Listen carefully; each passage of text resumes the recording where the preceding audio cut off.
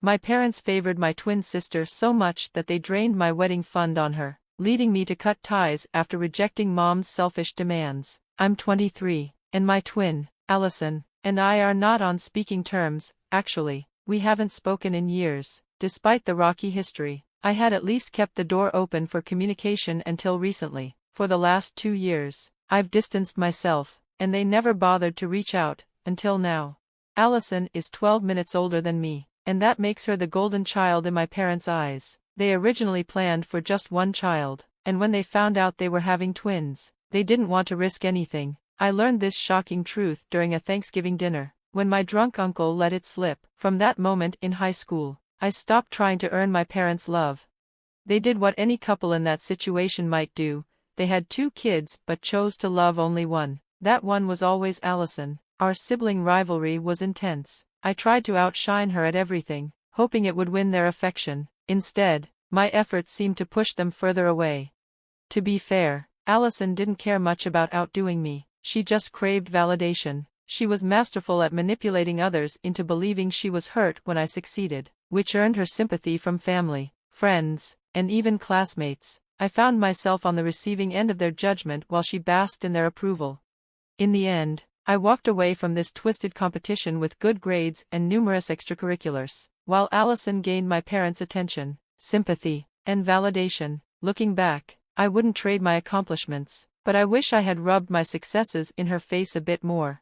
When we turned 21, everything came to a head. By then, we had both graduated, Allison from a regular college and me from a top business school, where I was the valedictorian on a full scholarship. You'd think my parents would celebrate my achievements, but they barely acknowledged them. Instead, they were too busy fretting over Allison, who had barely scraped through her own education. We had both moved back home, but while I was interning at a firm, Allison struggled to find a job. My parents seemed more concerned with her rejections than with my success. I wasn't surprised, but I was deeply disappointed. Living with them made it hard to express my feelings, so I stayed quiet. Then, just before our birthday, I discovered they were planning a beach trip with Allison and her friends, leaving me behind. All I received was a note and a $50 gift card. That was the last straw. I felt utterly shattered, realizing my parents had chosen to celebrate her while ignoring me. That day, I decided to move out. I had friends who welcomed me until I could find my own place, which wouldn't take long because my internship promised a full-time position. I packed my belongings and left without a word to my family, determined to never look back. They didn't seem to miss me. They called me on my birthday, but not to wish me well. Instead, they wanted to inform me that they'd be back soon and suggested I hire a plumber. I told them I had moved out, expecting some reaction, but there was none. They accepted it calmly, and Allison didn't care either. That was the last real conversation I had with them. Since then, I've cut ties. I haven't seen them or heard from them in 2 years. I occasionally get updates about Allison from friends, but that's about it. My family has no idea about my life, and I don't keep up with theirs. In that time, I've worked hard to establish my own life. I now have a modest apartment in a nice neighborhood, and I'm proud of my accomplishments, especially since many of my peers are still struggling. I thought I had finally found peace, but then I received a call from my uncle 2 days ago. He told me I needed to visit my parents. They'd been in a terrible car crash and wanted to see me. Rushing to the hospital, I was shocked to find out they had been recovering there for days. A truck had collided with their car, leaving them with serious injuries. They had no health insurance because my father believed if we just took care of ourselves, we'd never need a hospital, an absurd notion, to say the least. Initially, my parents reached out to Allison, but she refused to help. She didn't want to appear greedy by asking her wealthy husband for financial assistance, especially so soon after their wedding. Besides, she didn't want to leave her 2 stepchildren, kids that weren't even hers. So much for being the favored daughter. It's not like she could help with the bills anyway, as she now relied entirely on her husband. It infuriated me that they hadn't even called me first. Then my uncle revealed that my parents wanted me to cover their medical expenses, a staggering amount that would take me years to recover from financially. I couldn't believe they'd have the audacity to ask me for help after neglecting me my entire life. I know my parents have other family members who can help them, and even if I choose not to pay their medical bills, someone else will likely step in. However, it would be far more humiliating for them to accept charity from others, especially since they had promised me they'd return the money quickly. So here I am, caught in a tough spot. I can either refuse to help my parents, risking their embarrassment, or I can pay their bills, deplete my own savings, and wait for them to reimburse me.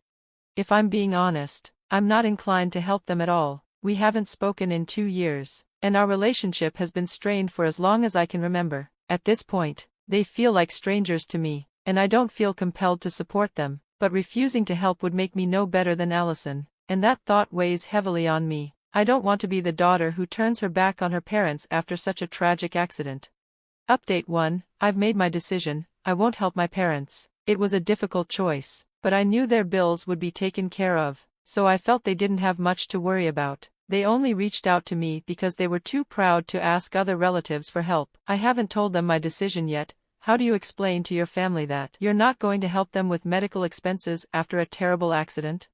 It's been almost 5 days since I saw them, and I've come to realize that I'm still subconsciously competing with Allison. She chose not to help our parents, and I felt the need to prove I was the better daughter. I guess that competitive streak is ingrained in me. It's just who I am. Most of the comments I read pointed out how foolish it was for my parents not to have health insurance, and I agree. Had I been a part of their lives, I would have made sure they got covered. My dad didn't even insure his car because he believed he was a perfect driver. They were fortunate that the accident was the truck driver's fault, or they would have had to cover the car repairs themselves. Regarding their financial situation, which many have asked about, my parents are okay, not rich, but not poor either. My dad is a sales head at his company, and my mom works in HR at a smaller firm. Their combined income has always been sufficient, especially since they no longer have to support me or Allison. Growing up, we didn't have to worry about money, but we couldn't live extravagantly either. I can't understand why they can't pay their own bills now. If they can borrow money and promise to repay it, surely they could manage their own expenses. They haven't explained why they can't, and I doubt I'll find out. Update 2.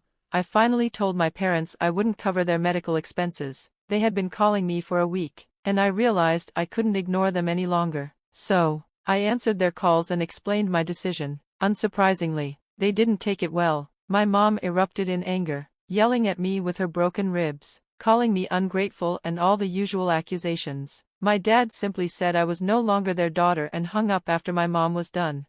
Strangely, it didn't hurt as much as I expected. I hadn't truly felt like their daughter for a long time. I can't even remember the last time I felt loved by them, and they had purposely ignored me for 2 years after I moved out. I realized I've been living my life independently for so long that their reaction doesn't change anything for me. I'll continue on my path as I have for the past 2 years. Their opinions no longer matter.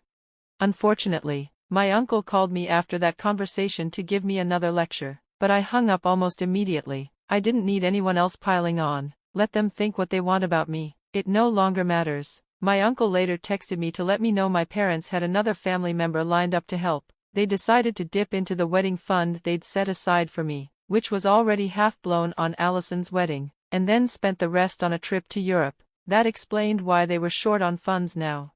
Honestly, I felt a wave of relief that I hadn't spent my hard-earned money on their bills. They had squandered their savings, and that wasn't my fault. Their lack of insurance due to their misguided beliefs was also not my responsibility. They can borrow money from relatives or figure it out themselves. I refuse to give them anything. They have no claim to my time or my money anymore. Update 3. Something unexpected happened today, and I need to share it. I haven't confided in my friends about everything going on because most don't know me well enough, and I'm not ready to reveal my family history to them. So, Reddit is my outlet. It's been almost 2 weeks since I last spoke to my parents. This evening, Allison showed up at my door, and I was taken aback by her sudden visit. I didn't think she knew where I lived, but an old high school friend must have told her. I was shocked she went through the trouble to find me.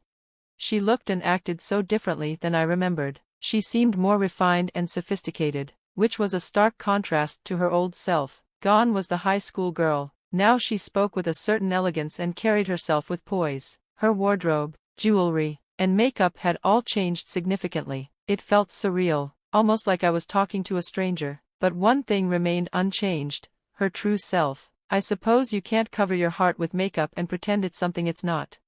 I let her in, curious about her visit. After some small talk, she launched into a monologue about her life. bragging about how fabulous it was being a stay-at-home mom of 2 toddlers married to a wealthy man, with nothing to worry about except her cuticles.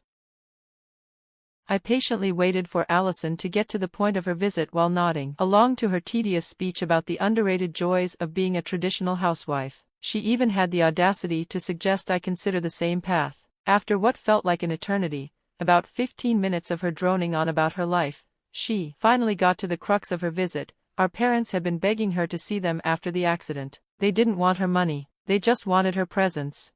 So, after 2 weeks, she decided to pay them a visit and figured she'd drop by to see me as well, hoping we could bury the hatchet. But then she began to complain about how needy our parents had become and how their demands were disrespecting her new family. She went on about how she had to leave her 2 toddlers with a nanny just to be there for them, expressing her resentment for being forced to choose between her kids and our parents. I couldn't help but wonder why she kept referring to those kids as hers when they clearly weren't. As she ranted about her marriage, it was evident she was proud of her new life, even though I hadn't asked for any details. From what I gathered, her husband seemed more interested in her for the sake of gaining partial custody of his kids than for any genuine affection. He'd been embroiled in a custody battle for quite some time, and his ex-wife was using that against him. Then, out of the blue, he announced his engagement, which tipped the scales in his favor. Allison bragged about how she had saved those kids, but it sounded to me like her husband had merely used her. They barely knew each other for a year when he proposed, which made it clear that his feelings for her were dubious at best. Nobody falls in love that quickly, especially after a divorce. Yet she seemed blissfully oblivious or perhaps willing to overlook the truth for the sake of security and a hefty bank balance. To add to her woes, she expressed anger toward our parents for needing her after their accident, as if that somehow infringed upon her time with her new family, comprising a husband who likely didn't love her and 2 kids who weren't related to her at all. If the word ungrateful had a face, it would undoubtedly be Allison's. I'm no fan of my parents, but hearing her whine about their neediness made me question why she was the one they had chosen to focus on after rejecting me time and again. Then she finally revealed the purpose of her visit. She planned to leave in 2 days. Although she had promised Mom and Dad she'd stay for at least a month, she claimed to be already bored with their repetitive stories about the accident, the worst experience of their lives, and felt the need to return home soon. Now she wanted me to reconcile with our parents and take her place because she couldn't bear the guilt of abandoning them when they needed her the most. What she didn't realize was that my parents had cut me off again because I refused to help with their bills. They hadn't mentioned me to her, probably because they rarely thought of me at all. She was here seeking sympathy from me, hoping I would step into her shoes and be the emotional support for our parents because she felt incapable of doing it herself. It was classic Allison manipulation, and I saw right through it. I had no intention of telling her this while she was in my house. Doing so would only lead to a fight. So, I feigned willingness and said I'd try, even though I knew I wouldn't. She left, telling me to keep in touch, but we both knew she didn't mean it. I was actually relieved to see her go. Not only was she a self-centered narcissist, but she was also painfully dull to talk to. Her conversations revolved around parties, her stepchildren, and her husband, leaving little room for anything meaningful. She thought she was living the dream, but I found it all rather sad. Her husband's feelings for her were questionable at best, and her stepchildren spent half their time with their biological mother. It was clear they would grow to prefer their bio mom over her, and from what I'd heard, that was already happening. But that was the life she had chosen, and I was determined to lead a life far removed from my family. They were undeserving of even a sliver of my attention or sympathy. Today reaffirmed my decision to distance myself from my parents and sister. They are incredibly selfish and cruel, incapable of considering anyone's needs but their own, especially Allison. I felt ashamed to be related to such people. I've successfully cut ties with them, and I doubt they'll reach out anytime soon. I blocked Allison the moment she left, and I had already blocked my parents and other relatives days ago. For the first time in a while, I felt safe from their interference. I prayed they wouldn't try to contact me again. I'm undoubtedly better off without them.